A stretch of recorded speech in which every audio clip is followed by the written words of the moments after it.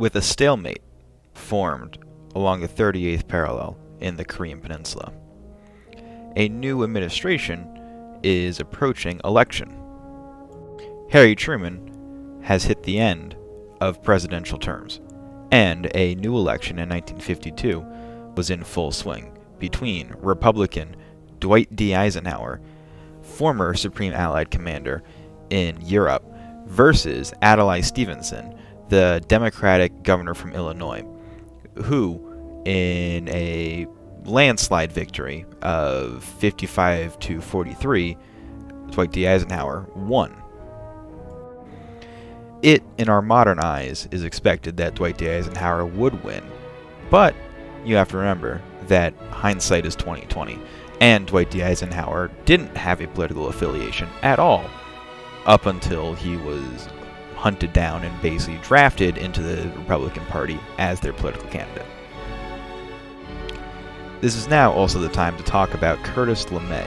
Curtis LeMay was the head of Strategic Air Command and former World War II general, who was the main reason that the United States Air Corps split off into the Air Force, and Curtis LeMay was in charge of almost all air power in the United States. And Dwight D Eisenhower is a military man himself, trusted in his military commanders as Matthew B. Ridgway, Omar Bradley, Curtis LeMay, and in his own military prowess and planning himself. Now is also the time to talk about a 18th century Prussian man named Karl von Clausewitz, who died before he was able to finish his work that he's known for, called On War, but was the chief leader in the idea of modern combat and the terms that even more modern infantry officers use today. It is assigned in almost every military academy and is extremely important. In On War, Karl von Clausewitz outlines basically a triangle with the people, the government, and the military. And in order to maintain a war, you must have an equal balance of all of them. And with cutting out certain people, whether you cut out the government completely, the war will be set to fail. If we cut out the people completely, then you have no recruiting base, and the people will eventually overthrow you. And if we don't have the military, who's going to fight the war? So you must have an equal balance of all three in order to maintain a war. Another principle that is in On War is the idea of limited or full war. In a limited war, a country is only using a certain amount of their resources that are available to win the war. And most wars that you've seen have not been a total full war, but a limited war due to the nuclear arsenals that are now in place. The last total war was World War II. But Dwight D Eisenhower, a man who attended West Point and was a part of one of the most prestigious classes of West Point, knew that a total war would be completely not possible. But the plans were still in place to engage in nuclear war against China because the U.S. had a technological advantage. It would bring it to total war, but in order to break a stalemate in the fate of their allies, the idea of total war was beginning to warm up to Allied commanders. But maintaining a limited war is extremely important because the United States and UN troops who are allied together in the Korean Peninsula conflict needed to have people on their side, and this is still a few years post-World War II. War weariness and people who believe that we're just at peace is quite prevalent. And that's why Korea is referred to as the Forgotten War, because a lot of people don't have the memory of it or really think about it. And that's part of being a limited war, not a total war, is you don't use the resources that are available to you as a nation to win the war completely. You're using only a small amount of your resources or a limited amount, and you don't drag the triangle of the people fully into it, because that triangle is in order to maintain a total war. But if you can go ahead and attempt to cut out the people completely from a war, you have what the U.S. has basically done for most military combat situations they've been in since post-World War II. Whether it's Korea, Vietnam, which we see the people lash out, and part of the reason why the triangle still is in play, but also with more topical things of the war in Afghanistan and the war in Iraq, where U.S. troops were there for going on 20 years, and the people really had no option in it and really no involvement other than saying thank you for your service to the occasional veteran, or seeing it on the news, or maybe knowing a veteran. But it is an extremely limited war. Strategic Air Command under Curtis LeMay and Dwight D Eisenhower were planning the nuclear war in order to break the stalemate in late 1952 for the Korean Peninsula. But in 1953 comes the death of Joseph Stalin, which completely destroyed communist resolve in the combat situation in Korea, and without the main communist power pre-Sino-Soviet split involved with Joseph Stalin and the issues that would arise with who would succeed him. See Death of Stalin, the movie that is highly recommended from this channel. Without Stalin, who's going to supply the weapons? The Chinese do not have the factories or infrastructure established yet, and you still need bullets to fire.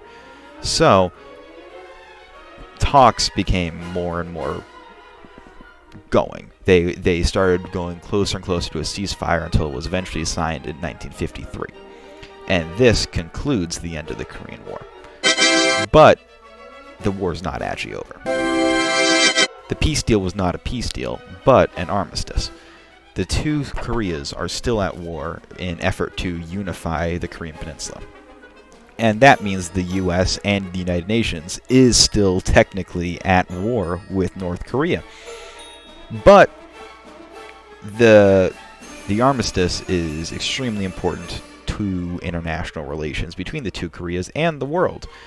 As North Korea grows stronger and stronger on the world stage as a potential nuclear power and a nuclear threat, the United States has entered into multiple talks with the Koreans in North Korea in order to bring them into the international stage and maybe bring an end to the Korean War that's lasted for so long, even though it's been a very stagnant, and take the DMZ and completely remove it and unify the Korean Peninsula. The DMZ is the demilitarized zone that is along the 38th parallel, and as one American general once referred to it as, there ain't no D in this DMZ. It is one of the most heavily militarized zones in the entire world, with landmines and soldiers posted all around, and it makes it extremely hard for people to get through. That's why defectors are few and far between and make big stories when a North Korean crosses the border.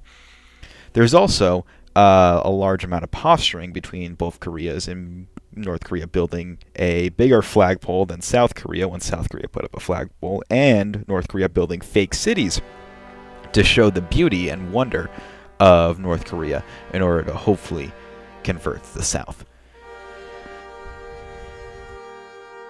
North Korea was referred to as the Hermit Kingdom for almost its entire existence, because it was basically a cult of personality to their leader, Kim Il-sung, and eventually leader Kim Jong-il and Kim Jong-un.